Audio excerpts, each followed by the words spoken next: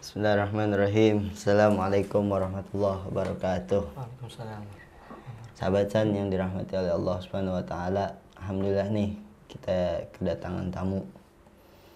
Jauh banget pokoknya nih kedatangan tamu dari ujung samudra pokoknya.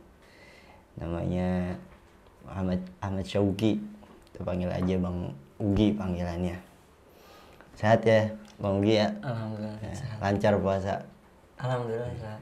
Lancar. Istri sehat istri? Waduh, belum ada. Oh, belum. Ya, jadi kesempatan kali ini Istana San mengadakan sebuah acara nih ya. Acara santai ya Bang Ogi ya. Kalau itunya udah terabat ini. Ngopi. Kalau biasanya orang-orang ngopi ketika otak perlu inspirasi. Nah, Istana San beda ini Bang Ogi ya. Iya. Ngobrol perkara ilmu. Sans maknanya banyak kalau di Istana San. Bisa santuy, bisa santri, bisa dan sebagainya pokoknya. Yang jelas kesempatan kali ini kita ngobrol perkara ilmu dengan santuy. Sambil santuy bisa dong. Yuk bisa yuk. Iya. Bener sehat nih ya. Alhamdulillah. Zahir batin ya. Sehat walafiat. Ya Allah. Ada yang bolong Bang Ugi puasa? Belum. Ya. Belum. Diminum dulu, diminum. Oh, iya. Ya. Jauh pokoknya, jauh. Orang jauh. Nih banyak renungan ini, banyak renungan dari saya nih Bang Ugi. Kalau kata orang-orang puasa itu katanya menyehatkan ya. Itu gimana tuh kalau menurut Bang Ugi tuh? Aduh. Kalau saya sendiri belum terlalu paham ya. Kalau maksudnya yang kita tahu sih emang ya pasti sehat lah, pasti menyehatkan. Mungkin Allah kasih perintah puasa masa bikin kita rugi kan, nggak mungkin. Iya. Ya saya tahunya gitu doang. Gimana? Saya tetap di sini pengen ngorek-ngorek ilmunya sampean nih Bang Ugi. Ya selain saya menintisar ilmu juga saya pengen dapat ilmu juga nih dari Bang Ugi. Terus mungkin sikap-sikap untuk bisa masuk kategori supaya kita bisa puasa, terus puasanya itu juga jadi kesehatan buat kita tuh menurut Bang Ugi gimana tuh? Gimana ya? Bingung Lagi juga mikir saya. apa kayaknya? Anak lagi sakit kali? Belum punya. Oh belum punya. Ya Allah. Anak izin nggak? Iya. Izin.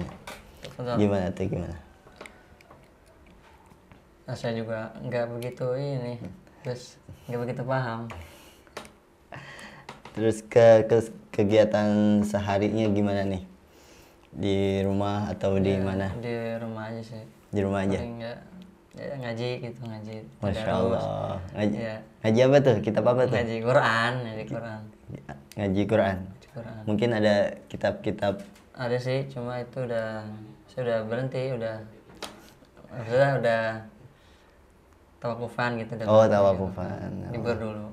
Ngaji kitab apa tuh kalau boleh tahu? Nanti kita intisar ke sahabat San mungkin yang pengen ngaji sama Bang Ugi mungkin bisa ya. Enggak, ngaji ini aja jurumiyah gitu. Oh jurumiyah. Jurumiyah. Hatam ya. Alhamdulillah. Masya Allah.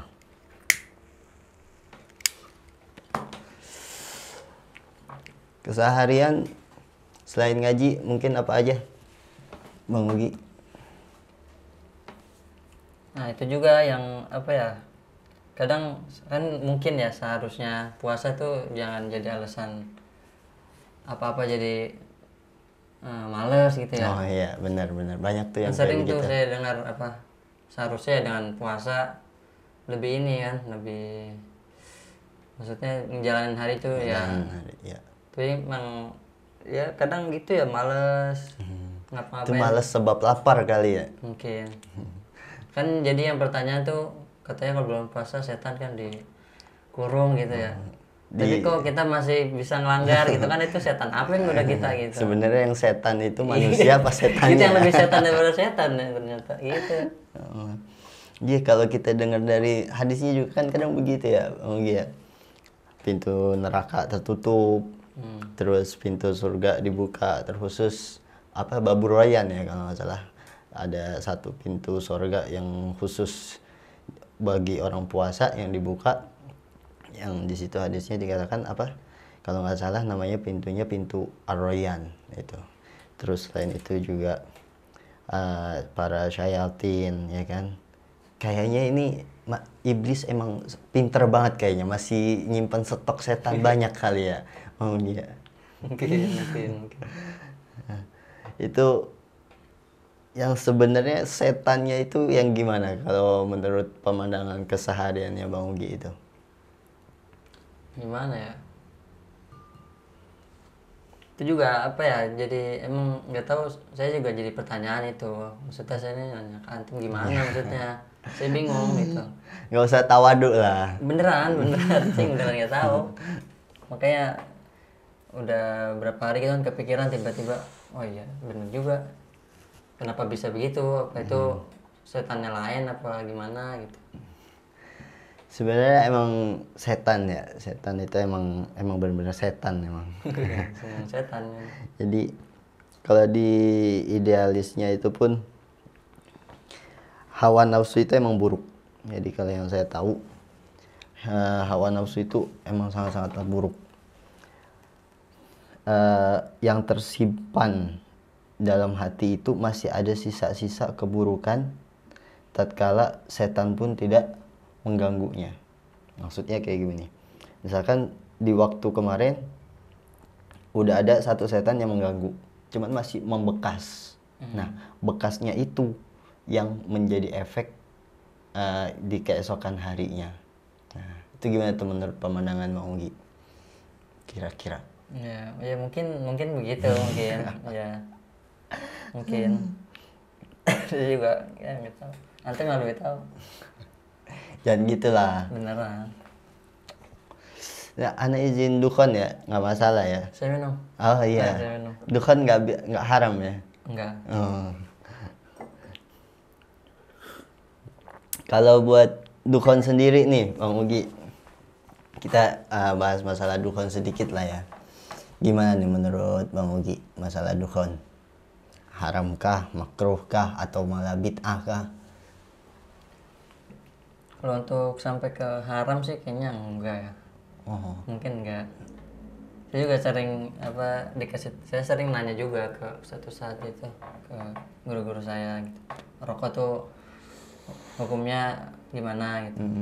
Ya rata-rata sih jawabnya paling ke makruh. Oh, makruh. Paling makruh. Enggak ada yang sampai ke haram gitu enggak.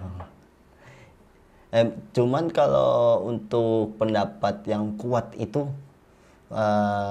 sampai ke haram atau makruh?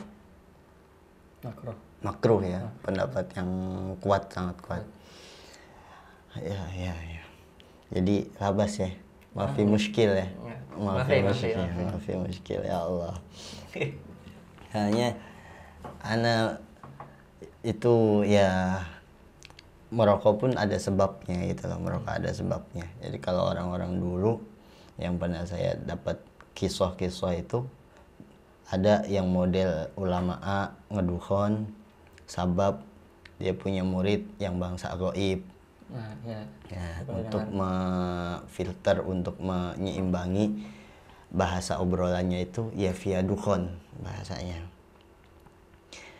Terus sekarang nih Bang Ugi, yang lagi rame-ramenya nih tentang terorisme, yang mengatas, yang banyak tuh ya kan.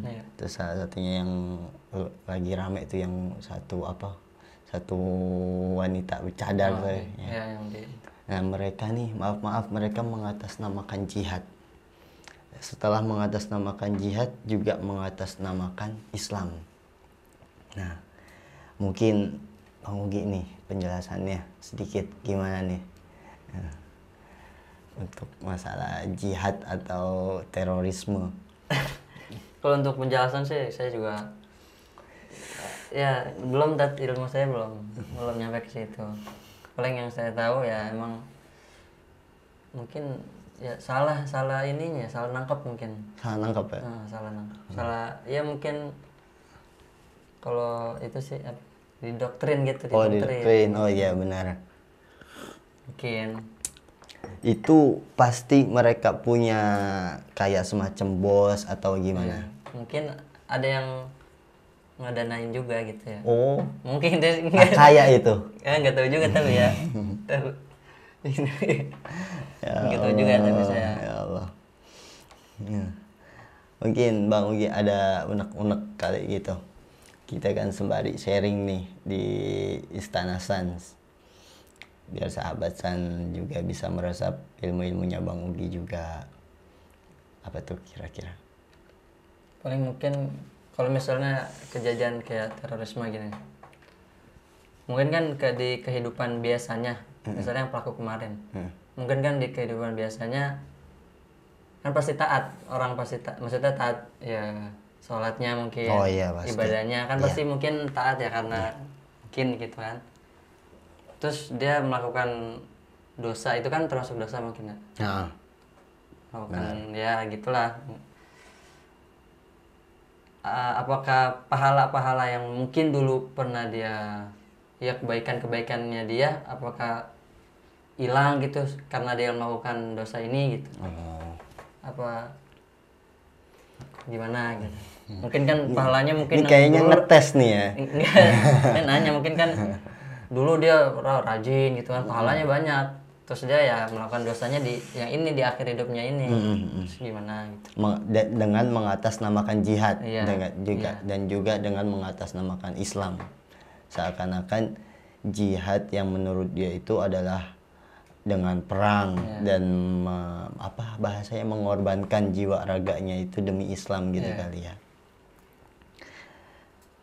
Saya pernah dapat satu makalah itu dari guru saya, termasuk salah satu keturunan pelosok ya, Kediri.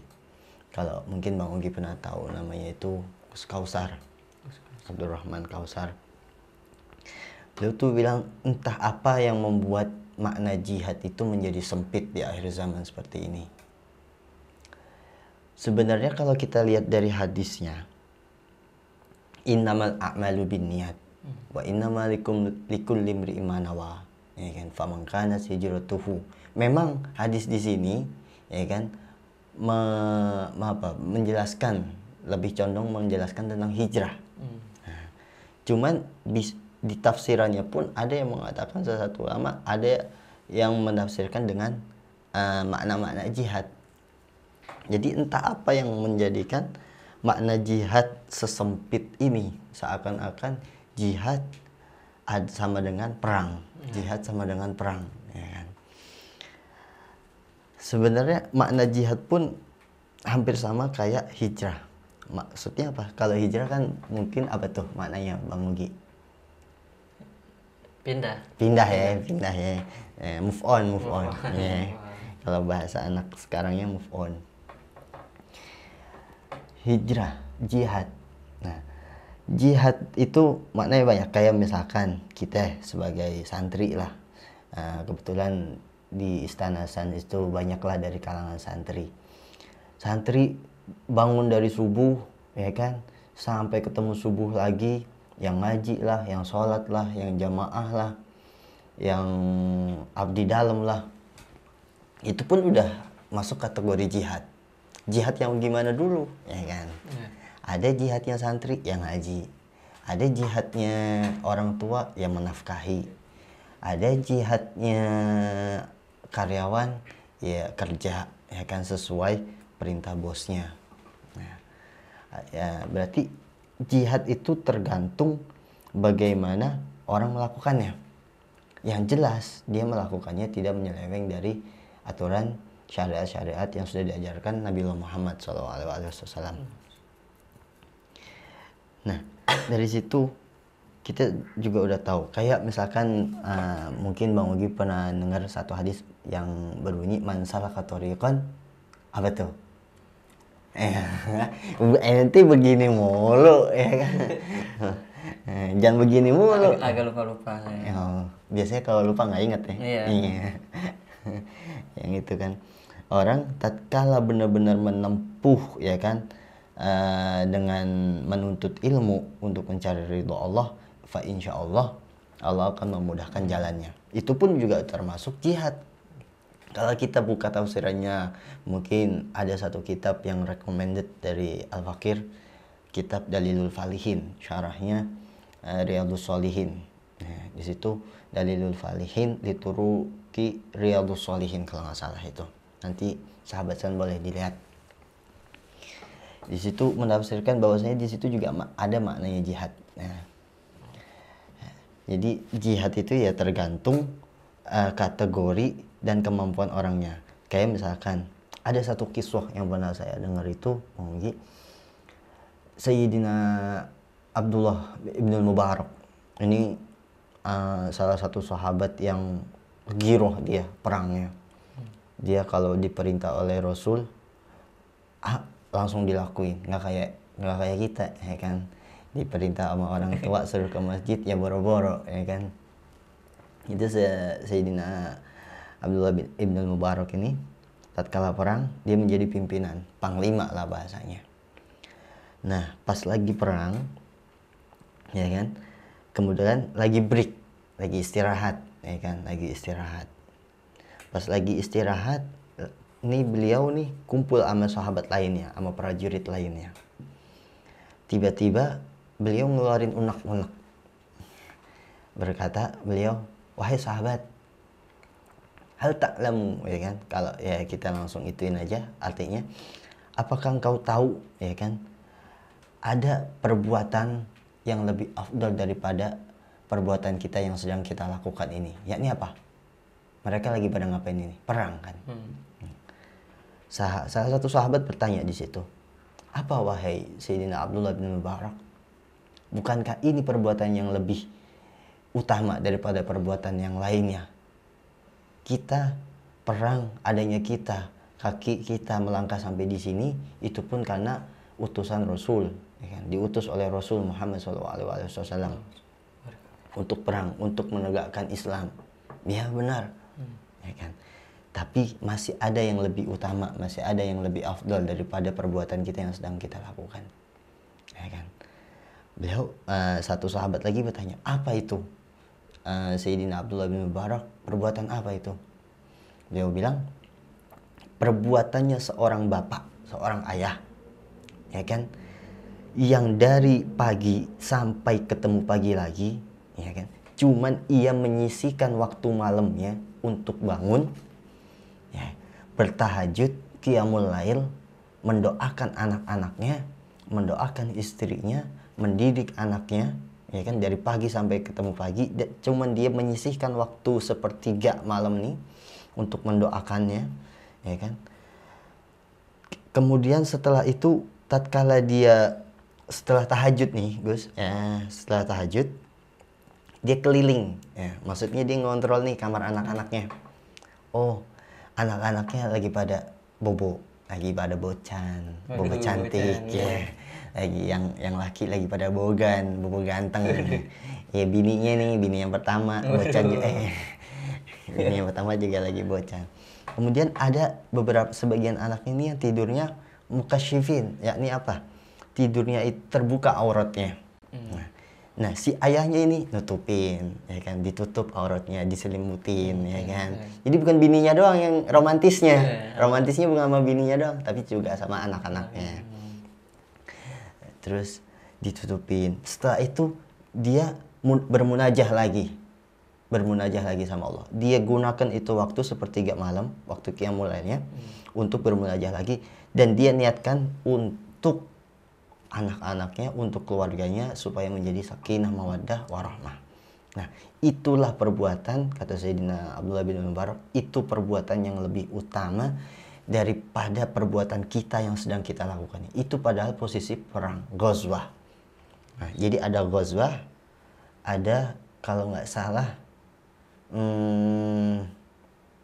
usroh. Jadi kalau usroh itu jadi ada peperangan yang diikuti oleh Nabi, ada peperangan juga ada yang nggak diikuti oleh Nabi. Jadi kalau di situ kalau nggak salah nih ada peperangan yang mana peperangan juga diutus oleh Nabi dan memang utama. Ya bayangin aja taruhannya nyawa. Ya kalau kita bandingin, ya seorang ayah mendidik anaknya taruhannya paling kan bukan nyawa, ya kan, cuman gitu doang, belajar, nyariin guru dan sembarang kalir, taruhannya nggak sampai nyawa. Cuman kalau kalau perang udah jelas taruhannya nyawa. Nah, cuman di situ ke Nabi Muhammad SAW mengajarkan kepada Sayyidina Abdullah ibn Mubarak bahwasanya perbuatan seorang ayah yang benar-benar bertanggung jawab kepada keluarganya itu lebih utama, lebih mulia dibandingkan perbuatannya tatkala itu perang sendiri. Nah, itu kalau itu termasuk kategori jihad. Nah, jadi jihadnya seorang ayah itu ya bertanggung jawab, jihadnya seorang santri yang ngaji, ya, jihadnya seorang wanita yang melayani, gitu ya. Terus jihadnya siapa lagi? Jihadnya seorang anak ya birrul walidain. Jihadnya karyawan yang menuruti perintah bosnya asalkan tidak menyeleweng. Wa ghairu dzalik dan sebagainya. Dan ini harus bisa dipraktekkan tatkala di waktu-waktu bulan suci Ramadan ini. Dengan apa mungkin seorang anak baca Quran, terus ayahnya mendidiknya untuk banyak-banyak amaliyah. Oke, dulu dalik. Nah, itu mungkin ya. Terus tetap kembali ke awal, Ana juga pengen ngambil ilmu dari Bang Ugi nih. Gimana nih? Justru saya yang jadi tahu. Ente begini-gini mulu. Jadi maksudnya apa ya, pengertian jihad itu ya luas sebenarnya. Mungkin itu yang nggak dipahami sama yang pelaku-pelaku itu. Mungkin nggak tahu ya, kok bisa begitu ya. Tapi enak Bang Ugi jadi pelakunya. Kaya, ya kan? Kaya. 7 keturunan kaya. Oh iya. Jadi masuk neraka, Tat. Hah? Masuk neraka. Nggak usah dipikir masuk neraka. Nggak apa-apa masuk neraka. Ada orang yang bilang kayak begitu, ya kan? Nggak apa-apa masuk neraka. Yang penting akhirnya masuk surga, ya kan? Sebab apa? Sebab Islam. Ya. Jadi jangan doang nih.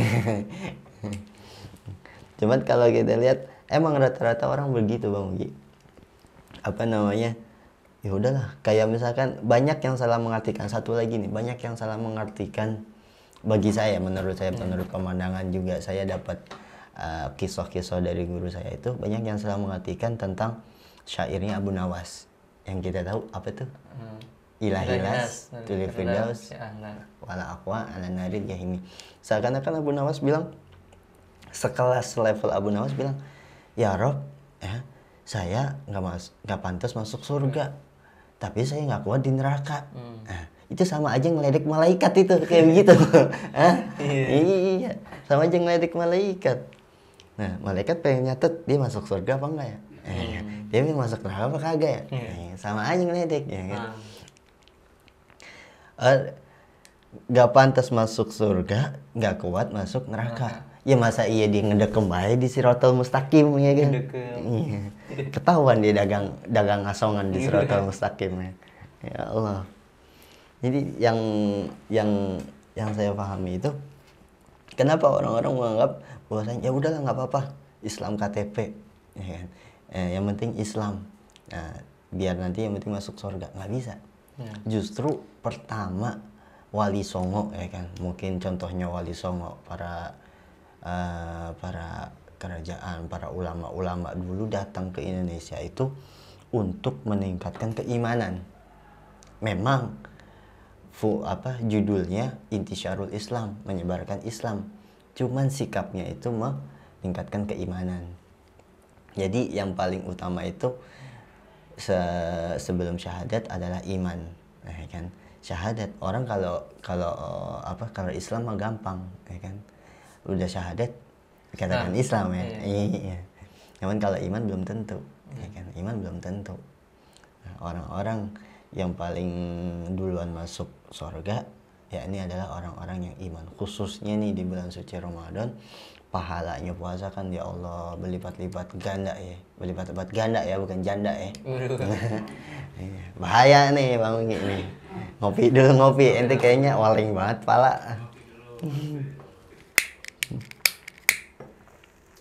Ya Pak, saking mulianya bulan Ramadan, kan ada tuh hadis apa ya? Sebutin dong, Ani juga pengen nimba ilmu nih. Saya juga baru dengar ini kemarin kayaknya dah. pokoknya barang siapa yang senang akan datangnya masuknya bulan Ramadan, jasadnya haram kan di apa? Disembelih. Bukan, maksudnya ya jasadnya haram lah buat disentuh api neraka gitu. Man fariha bidukhul Ramadan gitu. Tanya gitu. Tanya gitu doang kan. Saya juga dengar-dengar. Sama nih juga denger kayak gitu dari gurunya, dengerin aja udah. Itu gimana penjelasannya, lanjutin dong. Ya mungkin kalau penjelasan antum Jangan tahu. bisa. Kan antum yang lebih dengar, ente lebih dengar dari guru. Ya maksudnya karena mungkin ya kemuliaan bulan Ramadan, orang yang senang aja itu baru senangnya ya. Iya. Ya mungkin dapat kemuliaan apa gimana gitu. Yang saya dengar tuh ada cerita siapa ya? Pokoknya bukan bukan orang Islam, bukan orang Islam. Tapi dia senang nih kalau setiap ada bulan Ramadan gitu, senang. Jadi akhir hayatnya sebelum meninggal dia dikasih hidayah sama Allah gitu. Jadi ya masuk Islam ya masuk surga gitu. Ya Allah, enak banget ya jadi orang Islam ya. Iya. Apalagi jadi orang mukmin ya. Makanya. Ya Allah. Ngomong-ngomong ente kenapa nggak duhan? Haram kali. Belum. Oh, belum. Belum pengen tuh. Iya, kalau dipikir-pikir emang jadi orang Islam tuh enak ya. Kenapa orang-orang itu nggak mau Islam itu, kenapa itu? Saya juga Itu jangan mikirin mantan mulu bukan, dong. Bukan, saya nggak punya mantan saya. Iya. Mantan yang punya ente ya. Mungkin belum dapat hidayah. Tat. Hidayah. Ada teman aneh mah hidayah. Itu mah hidayah ituan tukang nasi goreng kan. Oh, iya. Bukan yang itu. Oh. Mungkin ada. Iya, kalau dipikir-pikir juga dulu tatkala peperangan itu ada orang kafir Quraisy, Yahudi ya, Nasrani. Dia saking girohnya ingin menghancurkan Islam, dia sampai rela mengorbankan zahir batinnya, mengorbankan akalnya, dan sampai bisa menghafal Al-Quran dengan lancar, dengan baik, dengan 7 qiraah. Bayangin aja, dengan 7 qiraah dia hafal cuman demi menyesatkan orang-orang Islam. Ya kita boro-boro hafal Al-Ikhlas 3 kali aja udah sombongnya minta ampun ya. Ngelebihin setan ya. Ya Allah. Ya anak-anak zaman sekarang kan begitu. Kenapa nggak baca Quran? Kenapa nggak hatamin Quran? Ya Al-Ikhlas 3 kali. Udah sama dengan hatam Quran. Iya. Aduh. Ngikutin levelnya Sayyidina Ali. Iya. Padahal dia namanya bukan Ali. Joko. Kayak gitu tuh kelakuannya Joko tuh. Ya Allah. Ya. Jahat deh. Ya Allah. Ngopi dulu, ngopi. Kalau misalnya ya orang non muslim ya, sampai akhir hayatnya dia nggak masuk Islam gitu. Itu apakah termasuk takdir? Apa enggak? Orang non muslim sampai akhir hayatnya dia nggak masuk Islam. Apakah itu termasuk takdirnya Allah? Ya iyalah. Hah? Ya iya, anak ngerokok juga takdirnya Allah. Terus kalau begitu gimana? Ya tanya sama Allah. Anda bukan Tuhan. Harus meninggal dulu dong saya. Hah? Meninggal dulu. Biar ngerasain. Ya, belum siap. Ana jabanin kain kafan. Jadi sebenarnya kalau bahas masalah takdir itu banyak mufassir, banyak tafsiran. Kalau kita bilang orang non muslim sampai akhir hayatnya dia nggak masuk Islam, ya kan? Apakah itu udah termasuk takdir Allah? Jelas takdir Allah. Semua yang ada di alam semesta ini takdir Allah, biqudratillah, biiznillah. Kita tahu innallaha ala kulli syai'in qadir, ya kan? Gua nggak apa-apa ya ngedalil sambil ngedukan nih. Iyalah. Biarin aja netizen. Aduh, biarin aja. Terus cuman kalau kita bilang, ya kan, kalau kita bahas masalah agamanya dulu dah. Agama itu kan gak cuma satu. Cuman kalau kita ingat lagi-lagi, ya, nggak mau bentar. Katanya nih dengar-dengar nih ya, kata sahabatan sih. Ente kayaknya hafal Quran nih Bang Mugi. Belum. Apa Al-Ikhlas 3 kali? Ya itu maksudnya. Oh iya. Sama dengan hafal Quran. Jadi di dalam Al-Quran itu pernah dibilang, mungkin sahabat San ingat ya. Jadi tatkala Allah bilang alastu birabbikum, ya kan? Apakah kalian ingin bersedia menyaksikan bahwa aku adalah Tuhan kalian? Ya kan? Itu kalau kita flashback lagi ke ayat Al-Quran di situ, itu tidak teruntuk agama Islam saja. Iya, Yahudi yang sekarang dia jadi Yahudi, yang sekarang jadi Nasrani. Padahal yang di situ yang ditanya bukan jasad, tapi arwah. Jadi sebelum kita menjadi segumpal darah, segumpal daging, itu arwah kita nih, yang tadinya udah dicatat di Lauhil Mahfud, ya kan? Mahfud temenannya Mahfud. Iya. Depan situ ya. Iya, anak gang sebelah. Terus dicatat di Lauhil Mahfud, arwah dikumpulin. Kata malaikat nih kalau sarannya, arwah kumpul. Dikumpulin tuh. Kata Allah, alastu birabbikum. Ayat sebelumnya, wa idz nataqnal jabala fawqahum ka'annahu zullatun. Gimana? Alastu birabbikum, langsung aja alastu birabbikum qalu bala syahidna. Ya kan? Di situ apa namanya? Allah cuman bilang, apakah kalian nih para arwah nih, apakah kalian semua itu mau, ya kan, menyaksikan bahwasanya aku adalah Tuhan kalian? Mereka menjawab, qalu bala syahidna. Sebelumnya kalau kita lihat, wa id akhadha rabbuka min bani adama min zuhurihim wa dzurriyyatahum wa asyhadahum ala anfusihim alastu birabbikum qalu bala syahidna. Ya kan? Antaqulu yaumal qiyamah inna kunna an hadza antaqulu yaumal qiyamah inna kunna an hadza ghafilin. Ya. Itu semua, ya kan, menyanggupi, bersedia bahwasanya menganggap bahwasanya Allah Tuhannya, kan? Kalau di situ mereka sudah menyanggupi, ya kan, bahwasanya Allah Tuhannya, ya, berarti, ya kan, berarti seharusnya tatkala dia menjadi jasad, tatkala dia menjadi manusia, tatkala dia menjadi jin, tatkala dia menjadi hayawan, ya kan, khususnya kita bahas dulu manusianya. Khususnya seharusnya itu manusia yang tadinya arwah menjadi manusia harusnya beragama Islam dong. Harusnya. Ya kan? Karena apa? Pertama, dia dikasih akal. Ya kan? Akal adalah anugerah dari Allah, ya kan? Nah, setelah, ya kan, setelah peperangan, hampir semua peperangan selesai. Ya Ghazwah, ya Usrah, semua selesai. Ya kan? Hampir selesai. Sebelum ayat atau sesudah ayatnya, mungkin sahabat San kalau yang tahu ini, mungkin asbabun nuzulnya ayat idza jaa nasrullahi wal fath sama ayat al-yauma akmaltu lakum dinakum. Nah, ini mungkin atau sebelum atau sesudahnya, di situ yang saya ingat ya, yang Al-Fakir mungkin nanti bisa diingetin ya kalau ada yang salah.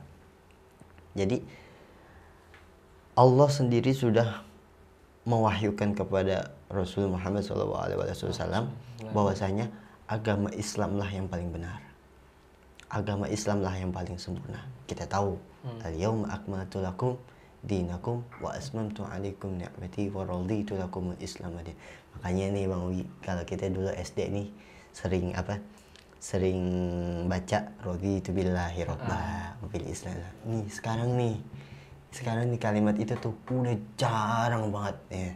Udah jarang banget di sekolah-sekolah tuh, di yayasan-yayasan mungkin, ya kan, jarang yang dididik seperti itu. Makanya gitu, nggak heran pulang sekolah, ya kan, ya, ke flyover, ya kan, naruh gope, ya kan, trek-trekan, pulang sekolah bawa barang-barang tawuran. Makanya karena sebab itulah nggak ada kalimat itu lagi. Sebenarnya itu kalimat, ane inget banget itu histori, ya Allah, kalau lagi upacara nih hari Senin tuh masih baca kalimat raditu billahi robba wa bil islami dina wa bi muhammadin nabiyya wa rasulah wa bil qur'ani imama. Padahal itu kalimat kepake nanti pas kapan? Pas di kuburan. Pas ditanya malaikat. Iya, pas ditanya sama sahib kita nih Munkar Nakir. Kepake itu kalimat. Iya kan? Itu padahal itu jawaban pertanyaan di kuburan. Udah diajarkan sejak dini.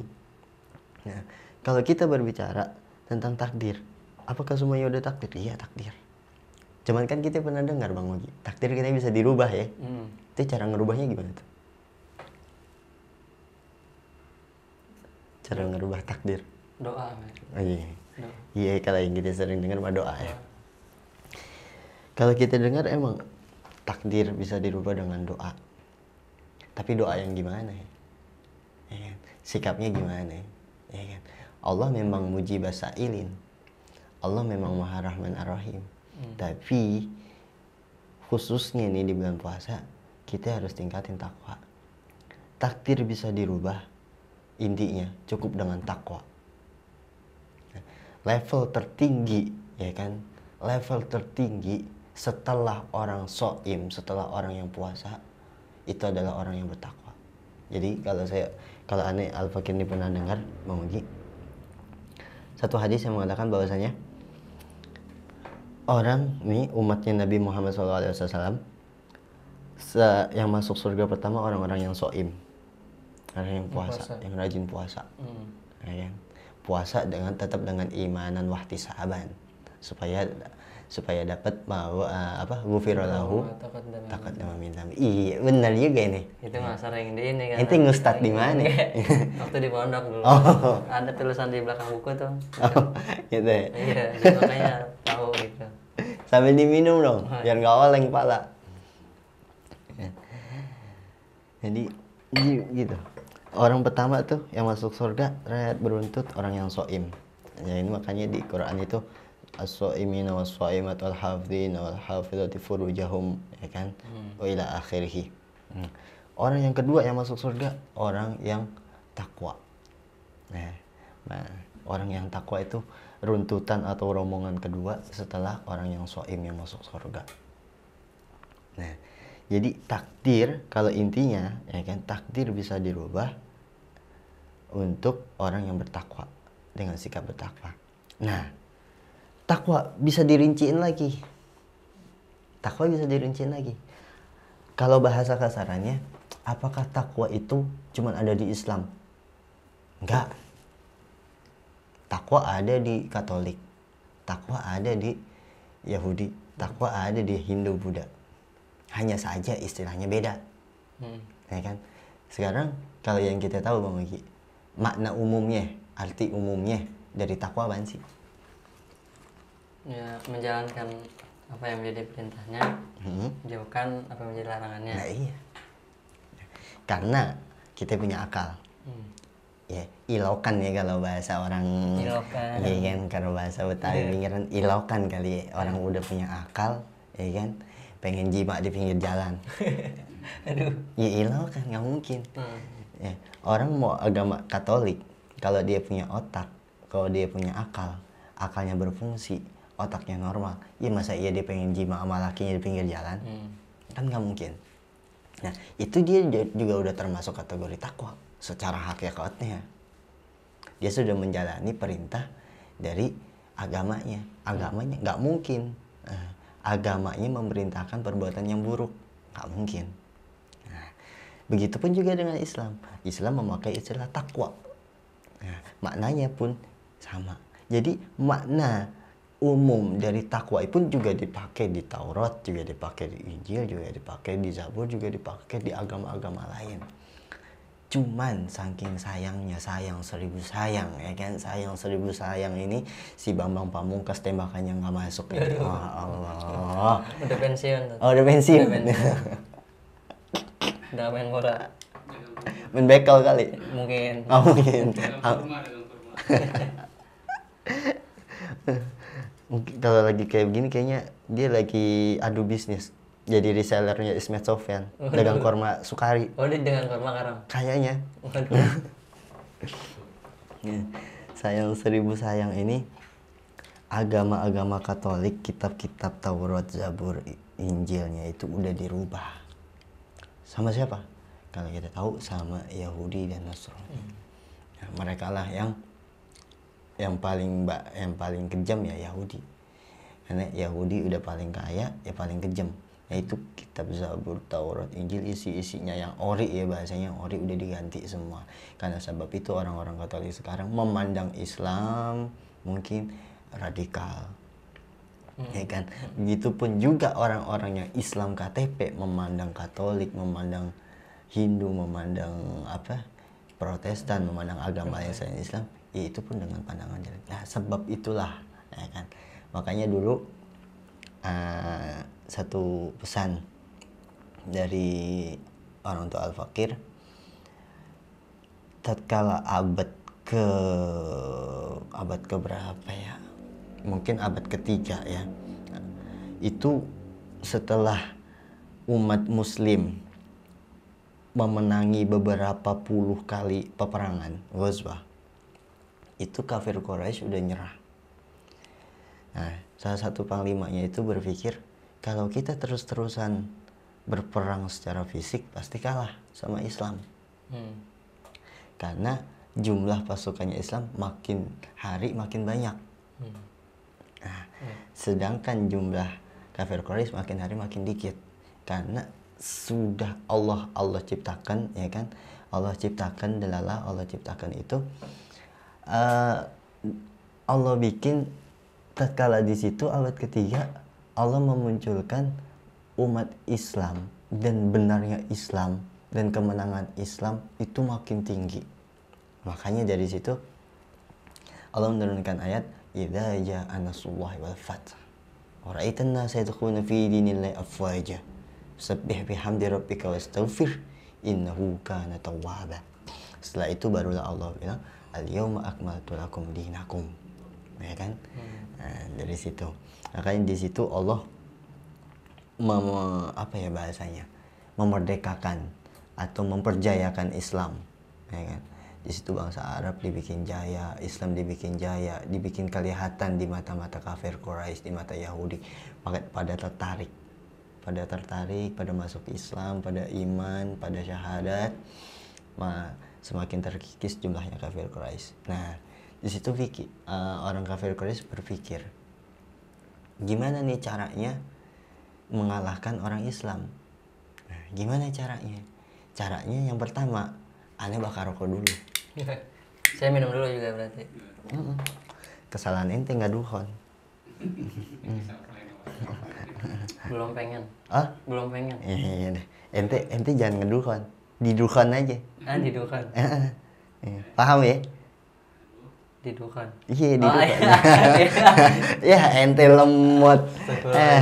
Gini nih, mikirin mantan nih. Aduh. Kalau sahabatan mah udah pada paham di depan ya. Hanya gabung, jangan lupa subscribe. Iya. Kudu ini mah mesti. Kudu di subscribe. Habis subscribe, tonton, ya bagi-bagi amal, like, ya kan. Kalau udah like ya kali gitu, punya tetangga, punya mantan. Daripada mantan jadi musuh, mending suruh nge-share, ya kan. Manfaat kan jadi. Manfaat. Nggak boleh musuhan ya. Nggak boleh musuhan sama mantan. Kafir Quraisy itu langkah yang kedua setelah aneh bakar rokok, ya kan? Setelah aneh bakar duhon, itu tadi kafir Quraisy bilang, kita ciptakan peperangan namanya Ghazul Fikri, peperangan otak. Dari situlah diciptakan biduan-biduan. Dari situlah diciptakan mereka nih yang tadinya alat musik, maaf yang tadinya alat musik bahasanya cuman ketimbring lah, atau apa ya bahasanya, kalau bahasanya sekarang hadroh lah, ya kan, cuman sebiji, 2 biji. Kemudian mereka doktrin nih, para wanita-wanita Arab didoktrin, kalau bahasanya sekarang jadi biduan. Nah, didoktrin dari mulai situ, mulai dari alat musik. Jadi sebenarnya ya kita bahas musik nanti. Dari situ kemudian semakin canggih zamannya, TV lah, elektronik lah, apalagi HP lah. Nah, dari situ. Jadi yang diperangi itu adalah akal kita. Jadi Contoh kenapa? Pada zaman Fir'aun, ya kan, tangga sebelah tuh, ya kan kita sering dapat kisahnya dari guru-guru kita kalau anak laki, ya kan, kalau anak laki dibiarin ya.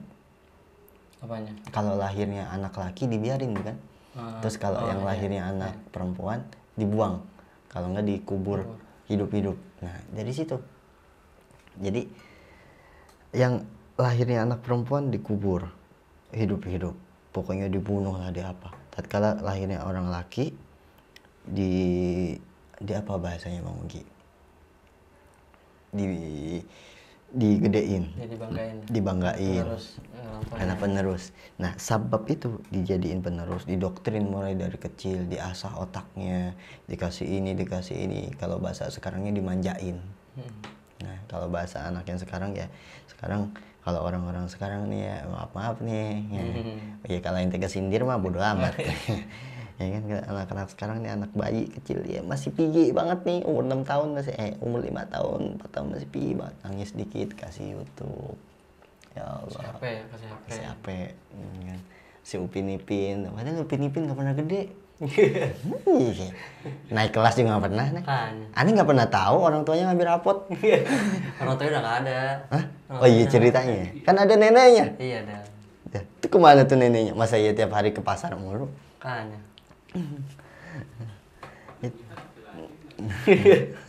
Jadi itu dari kecil didoktrin. Itu Pak, tatkala pada zaman Firaun, makin hari makin canggih yaitu elektronik lah, diasah otak kita. Makanya nggak heran kalau banyak wanita-wanita sekarang ya maaf ya bercadar tapi K-popers. Itu deh. Bercadar tapi K-popers, jangan tuh kayak begitu. Ya. Jadi kalau kita balik ke bahas tadi apa, takdirnya itu, ya takdir itu bisa dirubah. Kalau orang Islam, kita sebagai Islam cukup dengan takwa. Gimana caranya biar bisa takwa? Ngaji. Ya. Cara ngaji yang pertama adalah subscribe Istana Sans. Di situ ada ngaji santuy. Kudu itu mah. Kudu. Ada ngaji santuy di situ. Banyak ulama-ulama di Istana Sans tuh, banyak ulama-ulama yang mungkin orang-orang di luar nggak tahu seberapa alimnya ini ulama-ulama yang ada di Istana Sans. Makanya nggak usah capek-capek ngelangkah ke rumah buat datang ke majelisnya ulama-ulama yang ada di sana. Cukup subscribe, ya nggak apa-apa dah. Cuman sesekali sowan ke kiainya. Ya mungkin kan karena keadaan masih begini kan, gak boleh. Alasan aja ente malih. Maksudnya jadinya ya kan gak bisa datang, jadinya ya nonton aja gitu maksudnya. Ya kalau lebih bagus lagi datang ngaji bareng gitu. Alasan aja emang kayak begitu ya anak zaman sekarang ya. Iya. Karena orang-orang sekarang nih, maaf Bang Ugi ya, kalau yang saya lihat nih lebih milih kiai, lebih milih ulama, ya kan. Padahal mah ulama udah nggak ada tuh. Hah? Nggak ada. Iya, ulama. Adanya baru sekarang. Iya. Iya, ulama. Nggak ada ulama, adanya baru sekarang. Lebih milih kiai-kiai, ustadz-ustadz yang tenar. Nah, jadi misalkan, wah si A tenar nih, ini ikut ngaji ya. Wah si B nggak begitu tenar, enggak, yang lain aja. Tuh kayak begitu tuh. Kayak begitu tuh kelakuannya setan. Salah berarti ya? Ya nggak salah, aneh nggak bisa menyalahkan. Maksudnya mungkin tipe orang kan berbeda-beda juga ya. Mungkin karena dengan yang ini girohnya dapat gitu, tapi yang ini aduh malas gitu. Mungkin kan orang lain-lain. Dan yang jadi dipertanyakan itu girohnya sebab apa? Giroh sebab si A-nya ini lebih terkenal daripada si B, atau girohnya si A ini memang lebih alim daripada si B? Itu perlu ditanyakan. Ya, mungkin. Nah, itu kayak gitu akhlak wal adab itu kayak gitu. Iya. Kayak gitu akhlak wal adab masuk gitu. Kalau begitu yang salah yang jadi yang nontonin apa yang nyampain? Yang salah itu hawa nafsu. Yang salah hawa nafsu. Kita nggak bisa nyalain yang nonton. Ini akhlak wal adab itu perlu digembleng. Tapi mungkin kan niatnya baik ngasih ilmu yang mungkin dia udah dapat gitu kan, dia bagi-bagi. Iya. Mungkin kan niatnya bagus. Iya, niatnya mah bagus. Bagus, ya. Cuman kalau niatnya ke kebagusan itu mah Itu kebagusan. iya sih itu jadinya. Bagus mah boleh, jangan kebagusan. Enak. Jangan, nggak usah perlu milih-milih. Jadi ada satu makalah juga gini, yang pernah Anda baca itu karangannya Syekh Syekh Hasan Asyadzili itu, orang bodoh melihat orang alim dia nggak tahu apa-apa. Orang bodoh ngelihat orang alim ya nggak tahu, ya kan? Cuman kalau orang alim ngelihat orang bodoh ya tahu. Kenapa? Orang bodoh nggak pernah jadi orang alim sudah pernah jadi orang bodoh. Ya nggak? Nah dari situ, kita nggak perlu beda-bedain. Nih ngapa jadi aneh yang banyak bacot nih? Aneh kan ngedatengin tamu supaya aneh nimba ilmunya. Enggak, saya yang nimba ilmu. Ente gini-gini mulu ente. Tangan ente lagi sakit kan? Iya nih, enakan begini. Cuman keseharian dalam puasa lancar kali ya. Alhamdulillah sih lancar. Keluarga sehat ya? Alhamdulillah. Ya Allah. Sehat. Tetangga sehat, tetangga. Yang itu tuh yang Jamilah banget itu. Aduh. Kemarin tuh. Gak pernah keluar. Oh, nggak pernah keluar. Saya tungguin terus nggak pernah keluar. Kali gitu ente punya nomor WhatsApp ya. Jangan. Oh jangan. Saya aja belum dapat. Aduh, ini. Kayak gitu kan ilmu juga, ya nggak? Oh, iya. Siapa tahu kita besanan. Ya Allah. Jadi gini sahabat San yang dirahmati oleh Allah Subhanahu Wa Taala. Semoga kedatangan tamu Al-Fakir ini sahib, wah jauh dah pokoknya, jauh banget ini, alim pokoknya, alim. Nah, aneh alim ya kan. Ya pokoknya ini sahib aneh nih alim banget. Kenapa aneh bilang alim? Ya karena aneh orang bodoh, ya kan. Aneh ngelihat beliau ini alim. Beliau ini Masya Allah dah pokoknya.